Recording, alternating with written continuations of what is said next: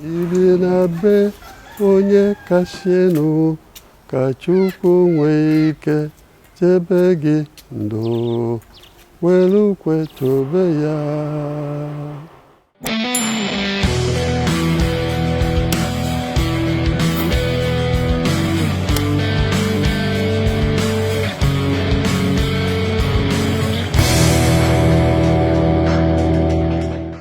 Every male in my family is a herbalist.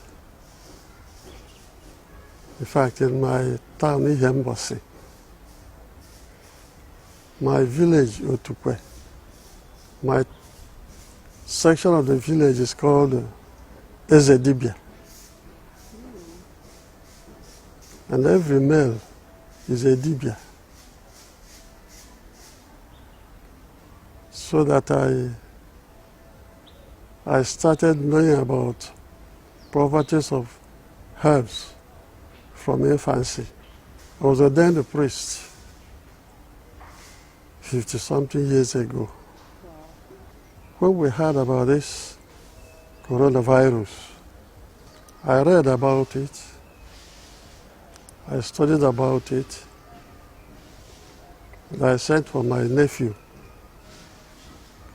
who has a degree in chemistry. And he came, he consulted some of his friends who have degrees in pharmacy.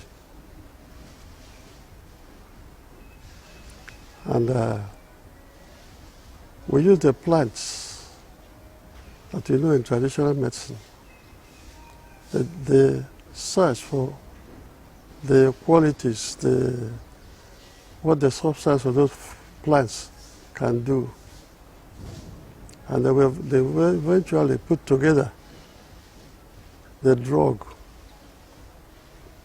that we have used for coronavirus.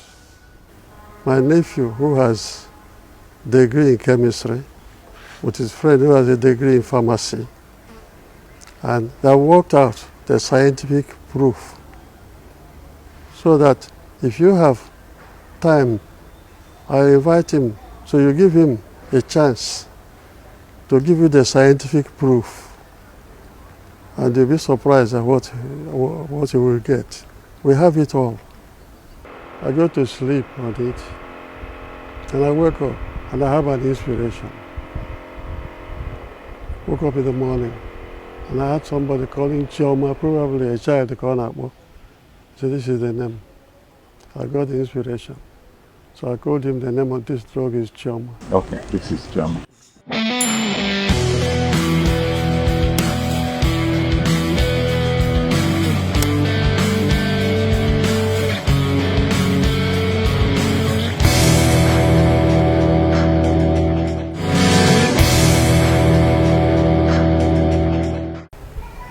I'm Reginald J.C. Arazu, a traditional medicine practitioner and a chartered chemist. I'm a fellow of the Chemical Society of Nigeria and a fellow of the Institute of Chartered Chemists of Nigeria. I was the head of quality control at Mercedes-Benz and Amco. And I was a consultant with UNIDO, United Nations Industrial Development Organization. So I had to come back. If you watch his gray hair, you notice it's so much. Yes. So I had to come back to go into this. We normally have antiviral generally, but we fortify this to take care of this. The underlying factors of this disease, it's generally the same underlying factors with every old person. As you age, certain things will start not functioning well, and you have to treat them. These are so-called underlying factors. The primary thing is this virus that came in. So we took care of this underlying factor because, for instance, in our treatment, in this product, you have anti-malarial, you have anti-cough, what you call anti-tussy, it's there because you have this dry cough. In fact, 3 herbs there deal with this. You have anti-diabetic, you have anti-ulcer because that thing also paralyzes the body, and you have anti-cancer. So we just, and a few other things, and the immune modulatory particularly. So they are there. These are the things we brought in to get this thing fortified. Somebody who was supposed to be suffering from what they are talking about came about, was given a drug. In 2 days, he got well and he ran away. He didn't want to be used as a scapegoat. He didn't want his name mentioned. So, but we are not worried.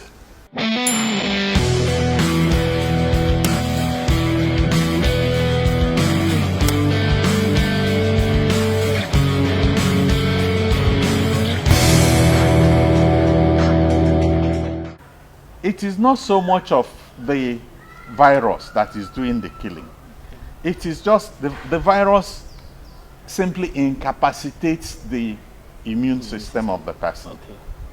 Therefore, the underlying factors, what you call underlying factors, will now not be controlled and they will kill the person involved.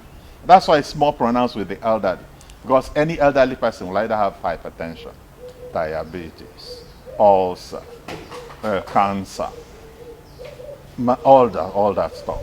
So, in our formulation, we thought of those underlying factors and brought herbs that will deal with them. So that if you have the virus, while we try to get immunomodulatory to keep this immune focused and not get into overdrive and start destroying things, then the underlying factors are also being attended to. That's the whole idea of this treatment.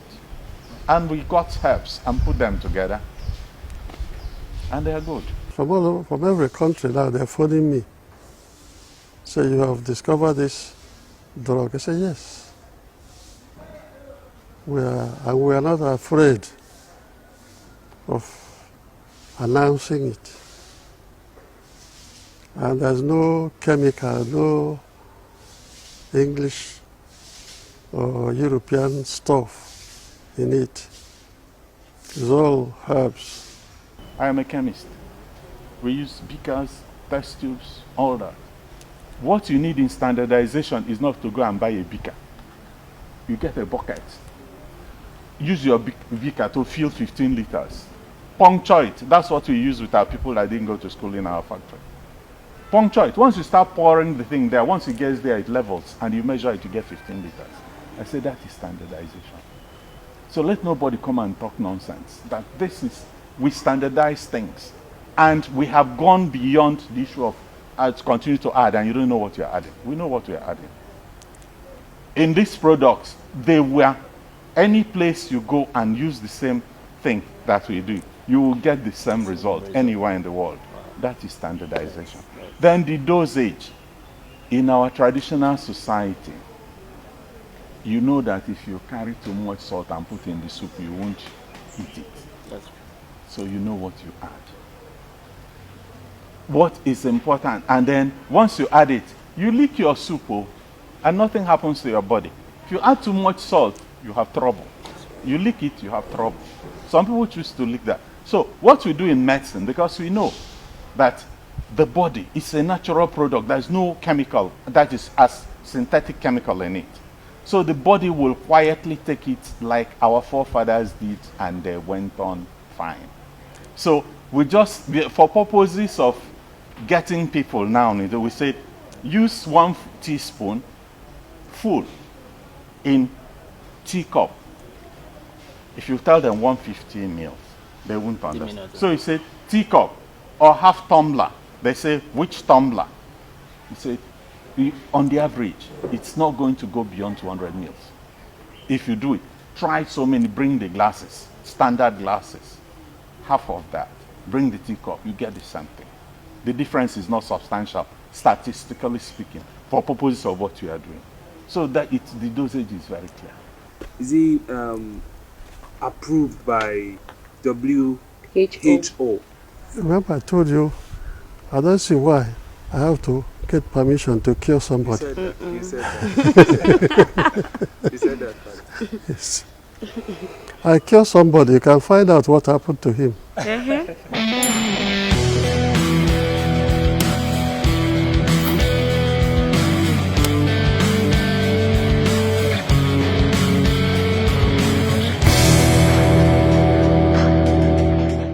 But you know, of course, that you have NCDC protocol. Yes. So we are not going to but we are not bothering so much. That is, if you have coronavirus, you go to NCDC, you go to isolation camp. If you have there are so many viral infections that are not necessarily coronavirus, and they are more deadly. So we deal with it and that. And of course, we know that what we used to deal with it, we deal with this coronavirus, and that's it. There are things you need to enhance production. For instance, the dryers, you need the grinders and so on and all that. We don't have the money. We are running for the poor people. So we keep things low so that they can survive. So we are not going to go to borrow money from any bank to start doing this. So if they come in and they now say, okay, maybe I place an order for 1,000 or something like that, then we'll see how we can work out to get a better dryer. The government is interested. Give us money. Your guess is as good as mine.